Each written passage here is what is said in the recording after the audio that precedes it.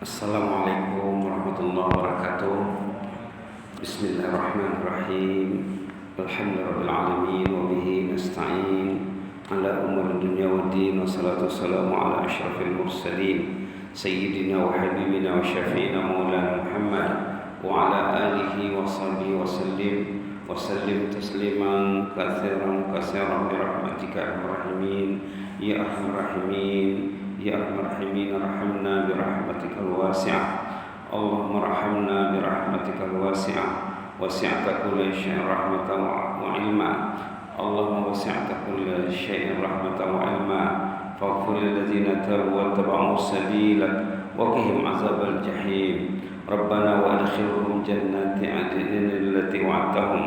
Rabbana wa adkhilhum jannati 'adnin allati wa'adtahum wa man salaha min abaihim wa azwajihim wa dzurriyyatihim innaka antal azizul hakim wa qihimus sayyi'at wa man taqi sayyi'ati yawma idzin faqad rahimtah wa dzalika huwal fawzul azim. Ya hayyu qayyum rahmatika nastaghits aslih lana sya'nana kullahu wa la takilna ila anfusina tarfata 'ain. Subhana rabbika rabbil izzati 'amma yasifun wa salamun 'alal mursalin. Alhamdulillahil alamin. Alhamdulillahil alamin. Jemaah yang dirahmati Allah yang sedang beriktikaf di Masjid Suri Sri Begawan Raja Pangeran Anak Damit, Kampung Madang Manggis, serta jemaah muslimin muslimat, terutama sekali imam yang bertugas ya, imam yang bertugas. Mudah-mudahan sholat yang kita tunaikan dinilai Allah ya. Untuk menilai sholat ini banyak syaratnya, terutama berkenaan dengan hati, kata ulama ya.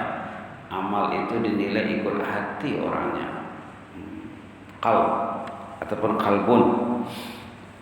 Untuk menguasai hati ini, kata ulama, di antara pendekatan yang perlu, selain baca Quran, selain sholat tahajud, selain beristighfar, menangis di ujung malam, itu semuanya mesti dibuat ya.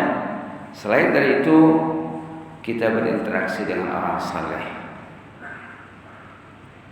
konsultasi dengan orang saleh, berjumpa dengan orang saleh, mendekati orang saleh, dan mendengar gagasan orang saleh, pendapat orang saleh. Inilah sekarang kita bersama pembimbing rohani zaman dulu di abad kedua Hijrah. Kita sekarang bersama jemaah yang hidup di abad kedua Hijrah yang namanya Al-Fudail bin Iyad rahimahullahu ta'ala. Ulama kenamaan ya.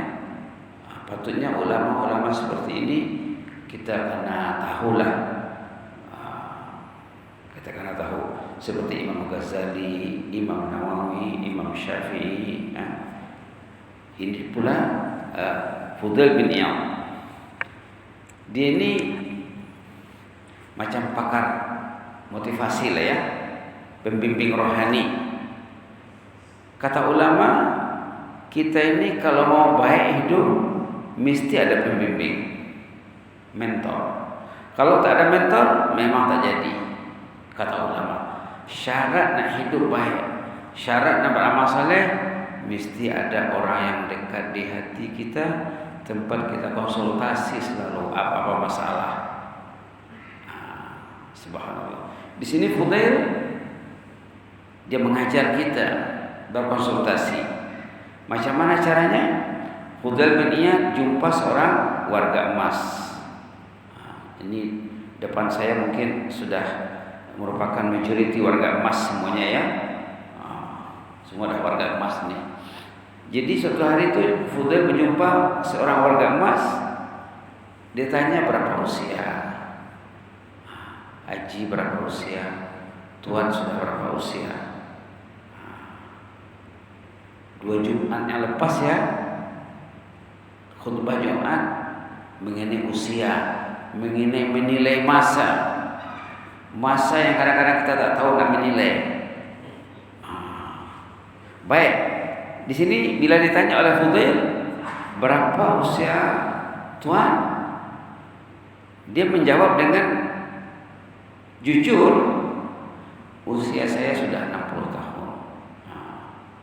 Secara jujur saya dijawabnya ya. Kadang-kadang orang nih bila tanya tentang umur, kadang tak siap nak jawab.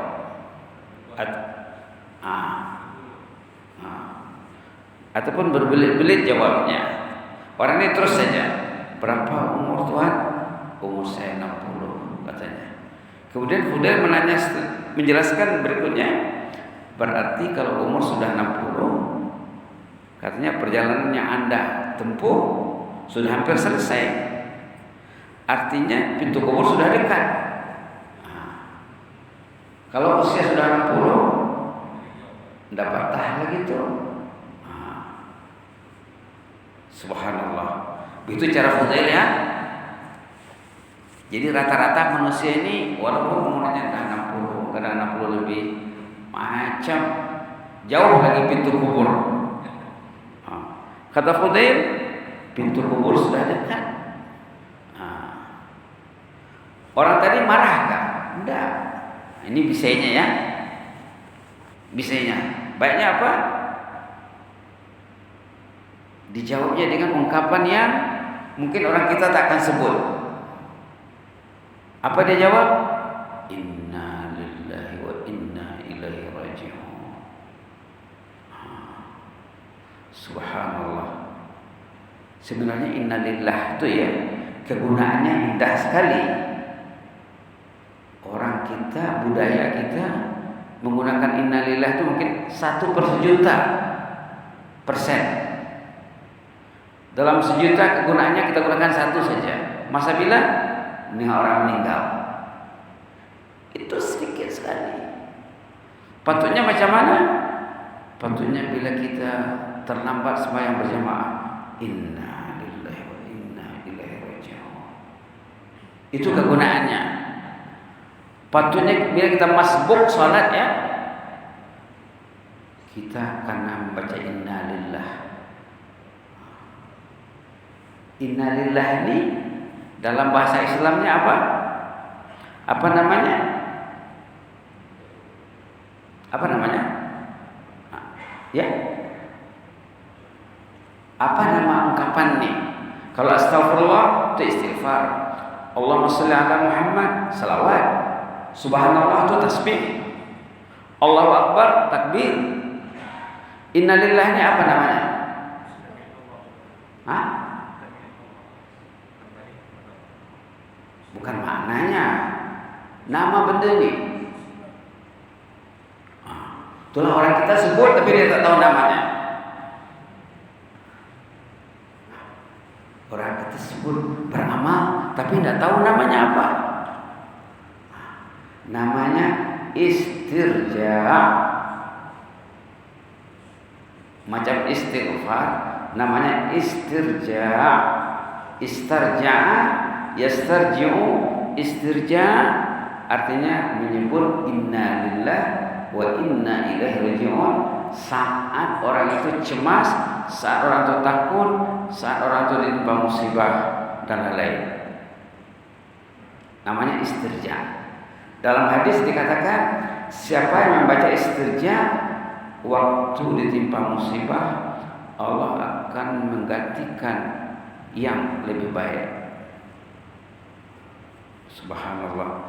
Subhanallah. Ini namanya istirja. Namanya istirja. Subhanallah. Subhanallah. Namanya istirja ya. Jangan lupa tuh. Istirja. Nanti kita akan bincang insyaallah. Baik.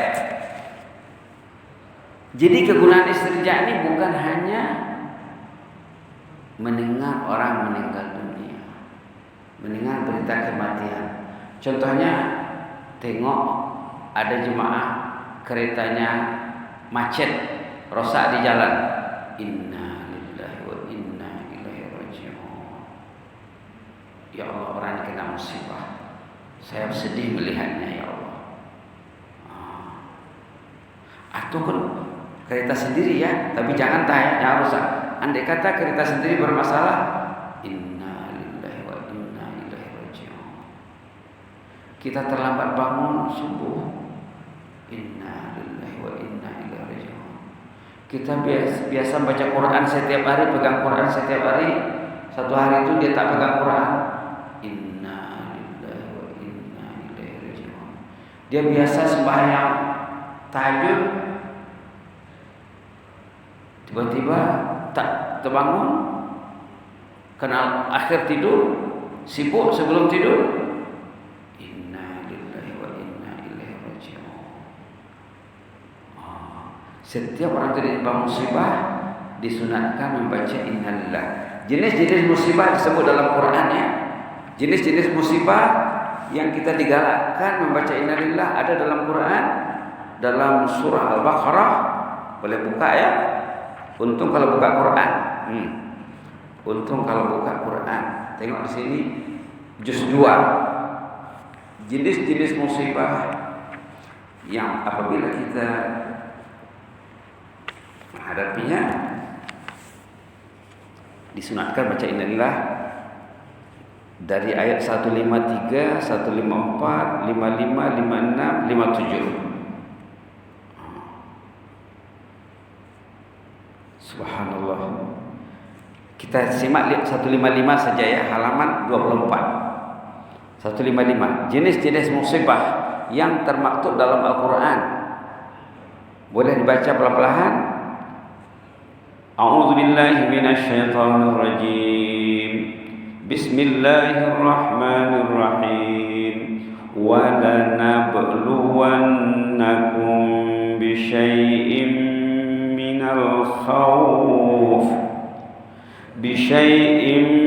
minal khawfi wal ju'i wa naqsin minal amwali wal anfusi wath thamarat wa basyiris sabirin alladzina idza asabatuhum musibatun qalu inna lillahi wa inna ilaihi raji'un ulaika alaihim salawatun min rabbihim wa rahmah wa ulaika humul muhtadun. Allahumma ja'alna minal muhtadin. Allahumma ja'alna minal muhtadin. Allahumma ja'alna minal muhtadin. Di sini ayat tentang musibah. Kemudian disebutnya kalau kita menerima musibah, bacalah inna lillahi wa inna ilaihi raji'un. Bukan kematian saja ya. Tengok di sini. Walanabluwannakum bisyai'im minal khauf. Kami akan uji kamu, pasti kami akan uji dengan perasaan cemas dan takut. COVID-19 mencemaskan, menakutkan. Ini musibah.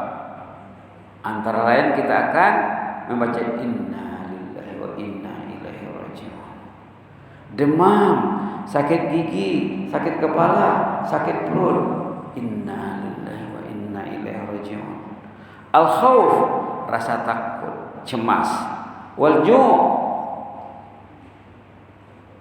tak cukup makan, lapar. Kita ini berlebih makan. Orang kita ini berlebih makannya. Belum lapar lagi dah makan, belum lapar lagi dah makan. Wa naqsim minal amwal, kekurangan harta benda. Penghasilan tidak dapat cover keperluan harian. Tidak cukup. Pendapatan tidak dapat menutupi keperluan harian. Sama ada harian ataupun mingguan ataupun bulanan. Hasil bulanan dia tidak dapat memenuhi keperluan sebulan. Itu musibah ya. Wal anfus, kehilangan nyawa, kematian orang yang disayang, kematian sahabat, kematian guru, kematian ulama. Musibah besar, kepergian ulama. Satu ulama yang hilang mungkin mengimbangi 1000, 1.000.000 orang lain. Itu musibah. Wal anfus wal thamarat, merosot hasil buah-buahan pertanian. Itulah jenis-jenisnya. Yang sebut di sini ya. Kalau nak diuraikan luas lagi. Kalau yang tidak disebutkan, disebut dalam hadis musibah agama. Musibah agama. Hari tak baca Quran, musibah. Hari yang tak baca Quran, musibah. 2 hari tak baca Quran, seminggu tak baca Quran, musibah.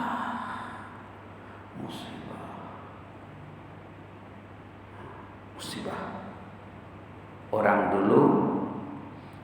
dulu unik ceritanya ya. Ada yang datang kawan melawat ke rumahnya di pagi hari. Dulu tak ada telepon ya, tak dapat nak kirim SMS, berita. Pergilah dia ke rumah kawannya di pagi hari. Sampai di rumah kawan tuh, tuan rumah menangis berhabis. Orang datang melawat, tuan rumah menangis. Ditanyanya, kenapa Ji? Kenapa tuan? Adakah tuan baru mendengar berita ada ahli keluarga, ada ulama yang meninggal, pemimpin yang meninggal? Tidak ada. Kenapa menangis? Musibah yang menimpa saya ini lebih dari kematian orang yang terdekat, buah hati, belahan jiwa. Lebih dari itu. Jadi apa rupanya masalah tuan? Adakah tuan sakit? Orang tahu tidak tahu gejala-gejala penyakitnya? Saya sehat. Tapi yang saya alami ini, kesakitan yang saya alami ini lebih sakit daripada sakit yang teruk. Apa masalahnya? Tadi malam saya tidak tahajud. Tadi malam saya tidak baca Quran. Allah marah sama saya. Saya dimurka. Yang tak baca Quran itu kena murka. Yang masjid jauh di hatinya kena murka. Musibah agama namanya. Rasulullah berdoa, wala taj'al musibatana fi dinina. Doa Rasul SAW, kata sahabat, hampir setiap majelis baginda membaca doa ini. Jadi sahabat pun paham. Sehingga bila ada orang yang terlambat sholat berjamaah, jangankan yang tak datang lagi ya, itu musibah, jemaah akan pergi bertakziah ke rumahnya. Subhanallah. Jadi jemaah tadi, saya kena murka, saya terusir dari rahmat Allah, saya tersekat, Allah marah sama saya, Allah murka sama saya. Itu saya takut, saya menangis. Mudah-mudahan tangisan saya ini menebus kesalahan saya. Besok saya tidak absen lagi sholat tahajud, tak tinggal lagi bacaan Quran. Musibah ya. Musibah. Kalau orang itu ditimpa musibah, dia tidak tahu musibah.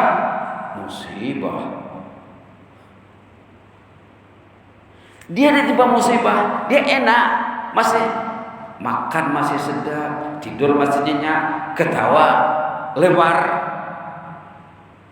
Musibah. Orang tadi menangis. Saya ini terdinding dari rahmat Allah. Allah marah sama saya. Tentulah kemarahan Allah ini sebabnya ada kesilapan saya. Itulah saya menangisi kesilapan saya. Mudah-mudahan dengan keluarnya air mata ini Allah akan maafkan. Besok tidak terjadi lagi. Subhanallah. Itu sebut dalam hadis ya. Musibah agama sebut dalam hadis. Tadi pagi kami tazkirah di Salihin. Ingat dalam 3 minggu lalu ya, 3 atau 4 minggu lalu ada khutbah Jumat menyorot tentang satu hadis tentang afiah. Dulu kita ada sorot juga di sini. Katanya apa? Nikmat yang paling besar ada 2. Waktu itu ceritanya Rasulullah SAW naik mimbar nak baca khutbah. Sebelum baca khutbah menangis. Baginda sebelum baca khutbah menangis di atas mimbar.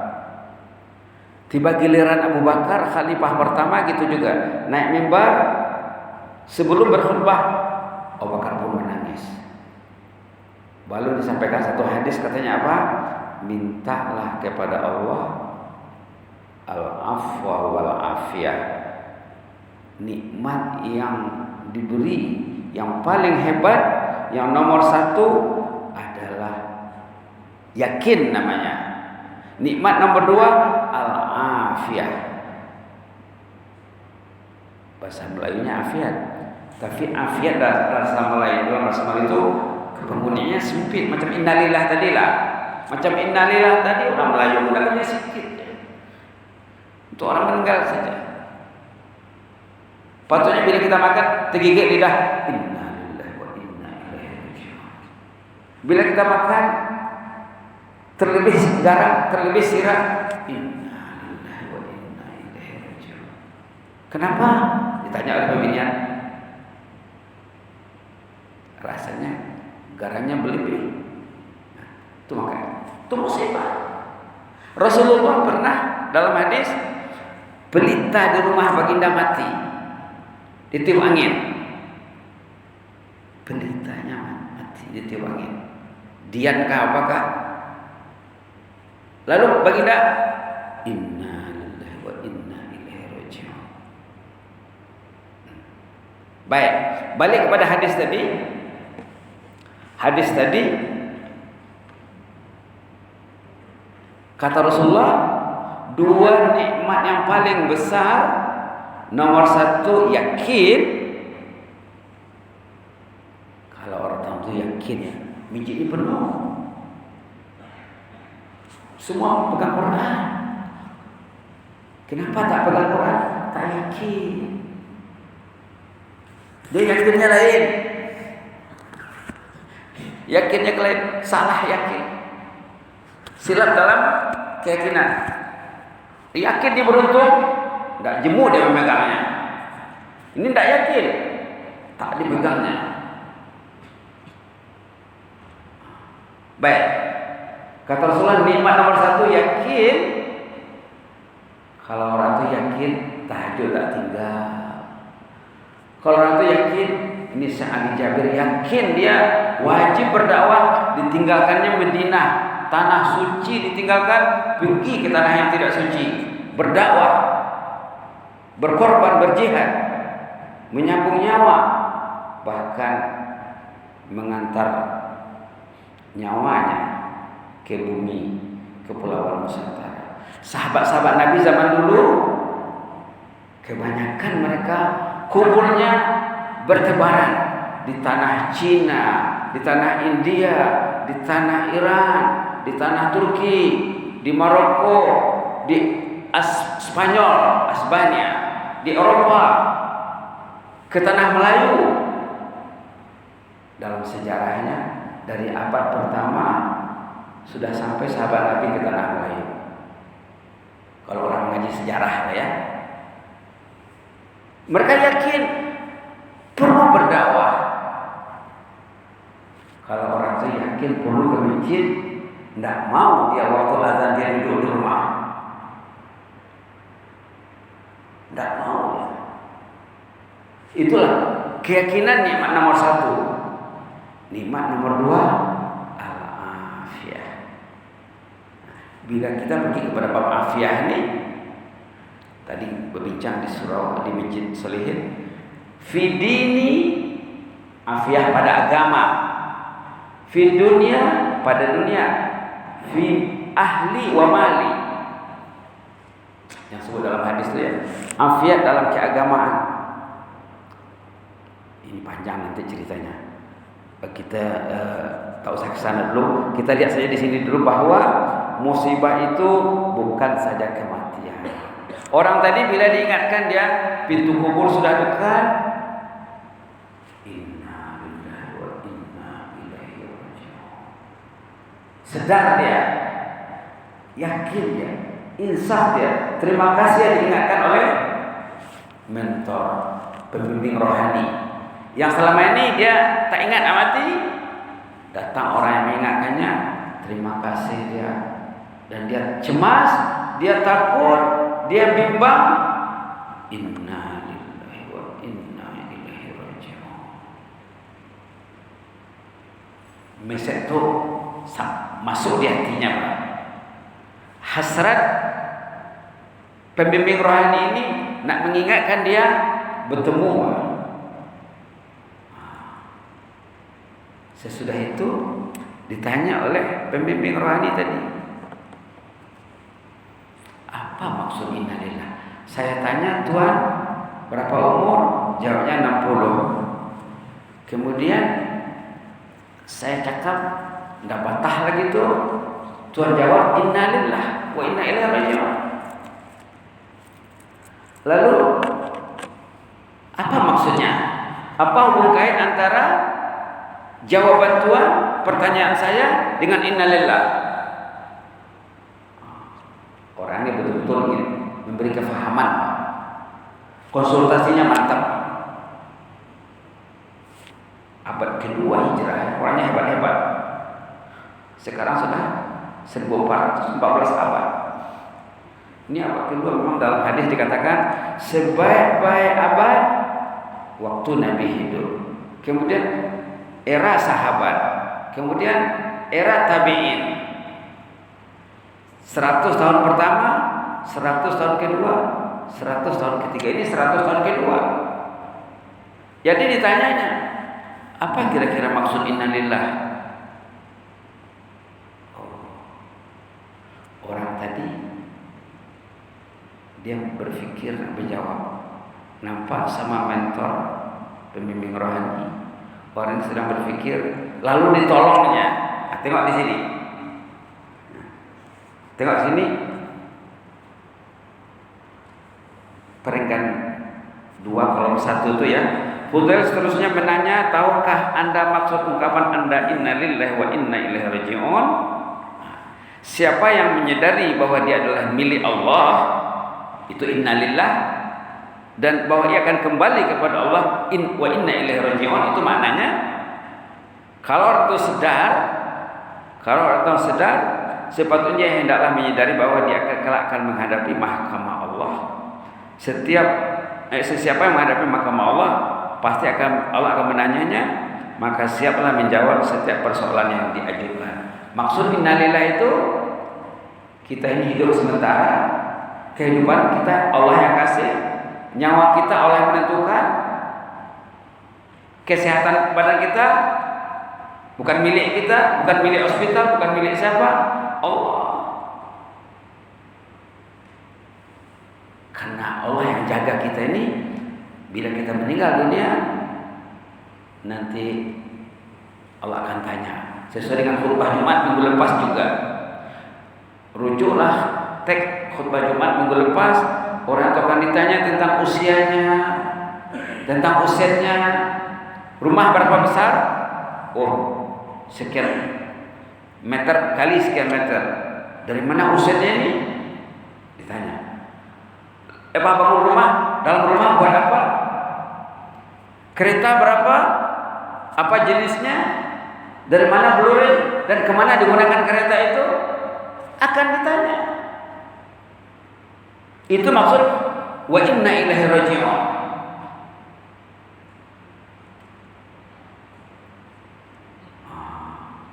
Orang kita mana sampai pemikirannya ke sana?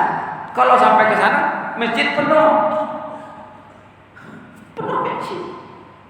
Karena ditanya, rumah dekat ada masjid? Dekat. Azan dengar? Dengar. Yang manggil azan itu siapa? Panggilan Allah. Allah siapa? Yang kasih saya nyawa, yang kasih saya hidup. Hidup mati saya di tangan Allah. Allah yang menentukan. Kenapa bila di lagu tidak datang? Jawablah nanti. Ya, manusia panggil datang. Ada majelis dipenuhi, majelis Allah macam mana?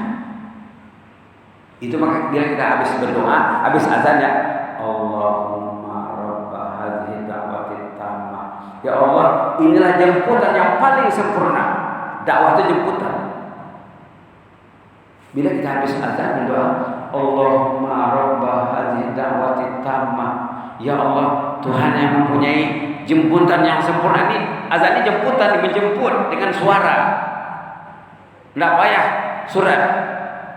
Suara dah sampai. Hayya 'alas salat. Tapi sebelum hayya 'alas salat itu diantar dulu Allahu Akbar, Allahu Akbar, asyhadu an la ilaha illallah, asyhadu anna Muhammadar Rasulullah, baru hayya 'alas salat. Ayo salat.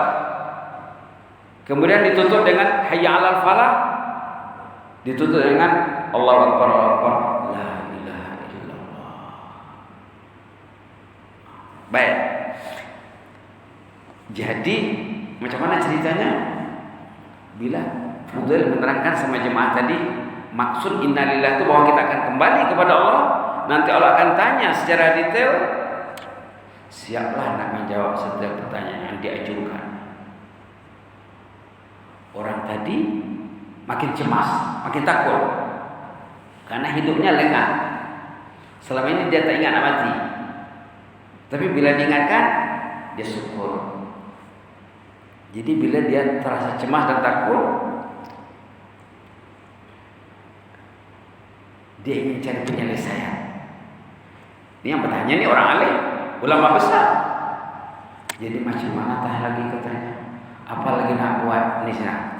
Dengan pertanyaan cemas laki tersebut mendesak Fudail, lantas bagaimana solusinya?